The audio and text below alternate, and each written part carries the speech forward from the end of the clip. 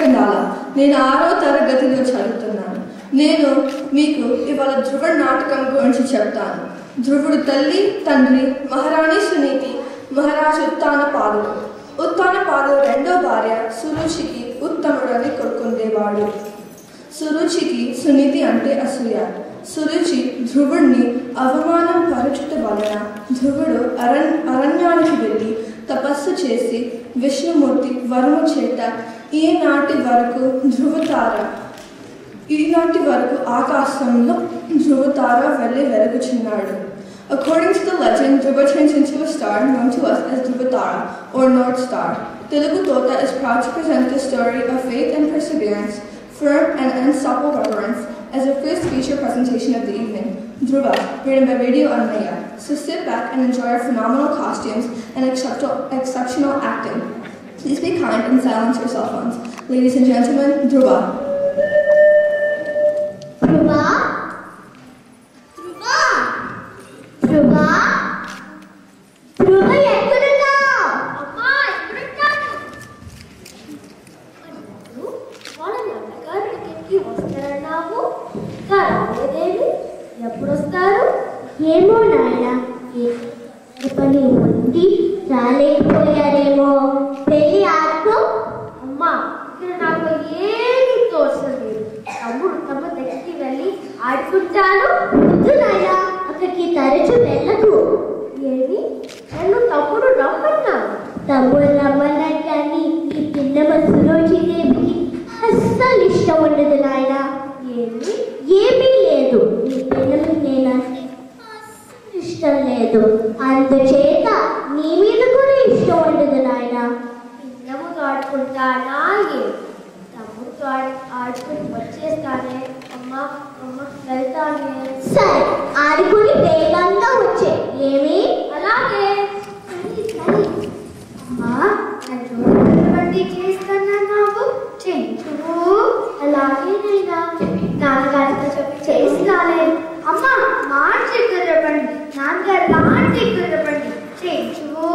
అలాగే నైనా, నాన్నగారని. అమ్మా, నాన్నగారు ఏంటమ్మా ఇంకా రాలేదు? అదిగో మాతోనే వస్తున్నారు.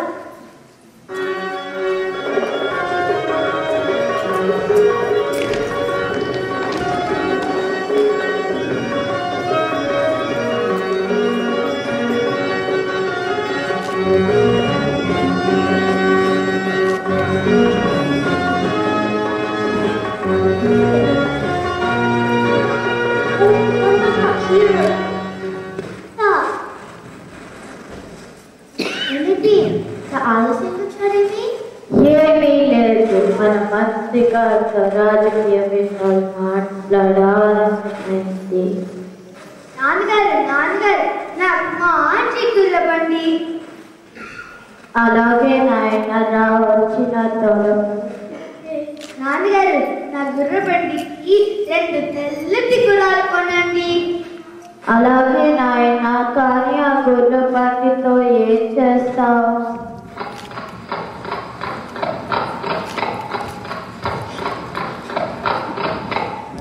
నేనే ఆ బండెక్కి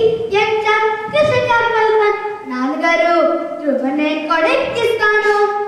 ధ్రువులెక్కిస్తావా? గుర్రబండి అత్తింటావా అంటావు? ధ్రువన్నయ్య మంచివాడు. నాన్నగారు, ధ్రువనే కొడి ఒక బండి కొనండి. అలాగే. అదిగో ధ్రువనాయుడు ఇక్కడికి వచ్చేసాడు.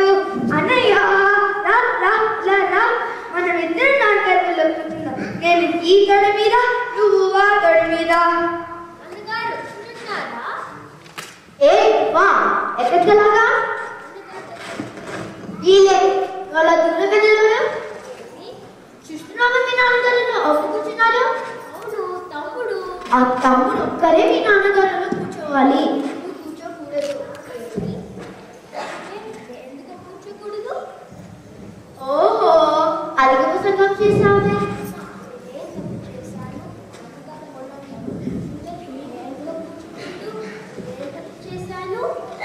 తప్ప నా కడుపున పుట్టకపోవడమే తప్పు. నువ్వు వేరు, తమ్ముడు వేరు. నాన్నగారు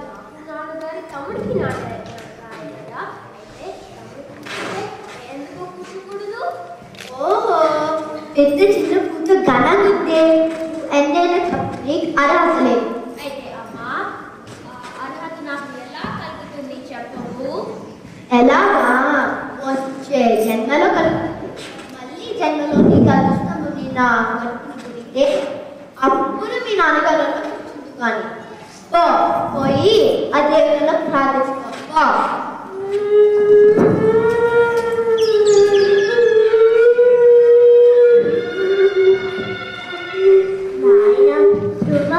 ఎందుకలా ఏడుస్తున్నావు? నేనన్నా నాన్నగారు తొడ మీద కూర్చోకూడట. ఎవరన్నారు? సురుచి దేవా? అవును, సురుచి దేవి. ఏమి? ఎందుకు కూర్చోకూడదు? ఏమి జరిగినది? నేనట తన కడుపులో పుట్టలేదట, అందుకని నాకు అర్హత లేదట. పోనీ నాయన ఊరుకో, ఏడవకు. నేను ఇంట్లో వెళ్ళిపోతు. ఎక్కడికి? అడవిలో. అయ్యో అడవిలోక?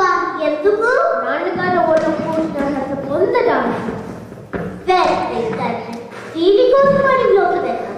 వద్దు నాయన వద్దు, నేను విరిచి నేను వింటలేను తండ్రి. అమ్మ ఎన్నో అవమానిస్తే ఎన్నో అవమానిస్తాడా? దేవుడు చెప్పి